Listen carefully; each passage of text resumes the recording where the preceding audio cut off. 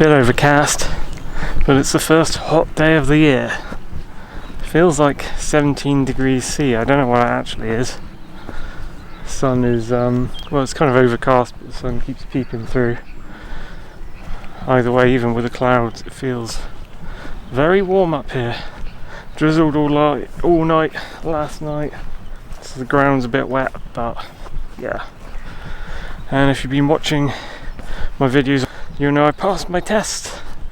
Yes. And I was very surprised and in disbelief for a few days after it. So now I got to move on to the new phase, which is finding a car, which is quite difficult. I've already had one kind of dodgy geezer. We were going to see a car in Liskeard, and I was asking this guy questions, all the basic stuff, like where is the address we'd have to drive to, what's your name, what's your phone number, tell us any issues about the car before we meet up. And he was answering me robotically, monosyllabically. I should have guessed then that something was up. And then I paid 1 day short-term insurance, well, like 2 hours insurance for a test drive, and then he cancelled on me abruptly, unexpectedly. I was like, oh god, is there any way I can get this insurance money back? And apparently on the policy thing it said no refunds, so I'm gonna have to watch that. I told them I didn't use the insurance, I wasn't able to, and I just passed my test, so I'm a newbie, and they said okay, as a courtesy we'll refund you the insurance, but insurance is non-refundable usually, so even if I don't get to use it, they're not really gonna do that for me in the future. Sorry, I had to pause there because there's apparently a tractor up here cutting, looks like it's been cutting new paths with its lawnmower appendage. Just drove along there. I think it just cut that. There he goes. Yeah, so from now on, when I'm gonna inquire with private people about cars, I'm not gonna take out insurance instantaneously. I'm not even sure. I think I should really make sure the person isn't too crazy before I take out insurance for a test drive, which is annoying because you kind of need to test drive it to see what it's like.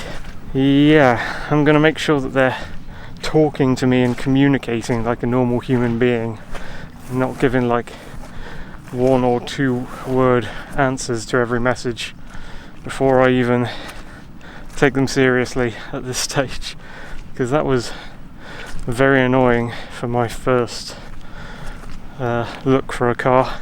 I've got a very certain set of cars that I've researched that I want to get, but my dad's like telling me, oh, don't get 2 litre engine size, and I thought like the 1 litre or 2 litre was something to do with fuel capacity, but it's apparently how much fuel can go in the cylinders of the engine, and I think it's 10 miles per gallon worse fuel economy if you get a 2 litre compared to a 1 litre.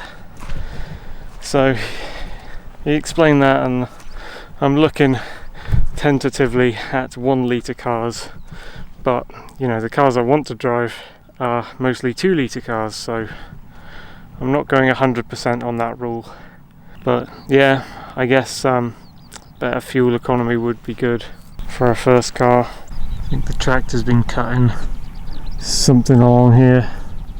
It's very muddy down here. Not the best Moor walking, but the heat, dude, it's very warm. You can't even get cold on a day like today. So this must be the first one of the warm spring days. 20th of March. We've had like 2 years of rainfall poured on us this year in January and February and early March. Oh, glider's taken off.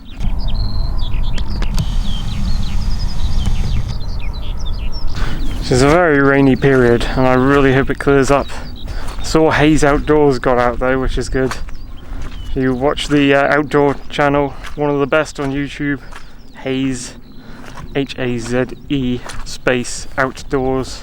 He's a good Yorkshire chap, and yeah, even though it's been pissing it down with rain, I've been noticing lots of videos of other people in England going, oh, it's just been too rainy to get out. So I think this is a nationwide phenomenon at the moment. But people are getting out anyway, I think. It's probably good to do even though it rains and we're in grimy old default weather rain England. We should still try and get out once in a while, although to be honest it would be better if we all lived in like Arizona or something, so we could get out all the time, apart from the heat I guess, but it'd be sunny and dry all the time. Yeah, I think this here on the right is a stretch of new cutting from the tractor. Kind of partly flattened the grass on its path through. Anyway, it's definitely a seasonal change today. Leading up to now, all the birds were coming out. We've now got, I think you can hear it, lovely bird song from all different types of bird.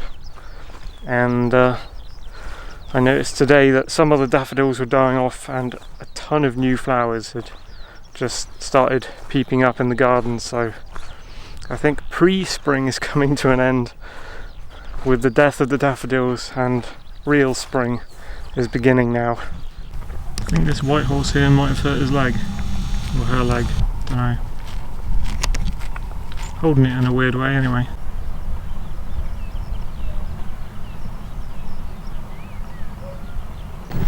Right folks, that was a quick babble on the moor about current events happening, and I guess I'll give you more updates with the more car viewings I do, or if I find a car or something. I'm sure you'll hear about it probably on the second channel. Thanks for watching.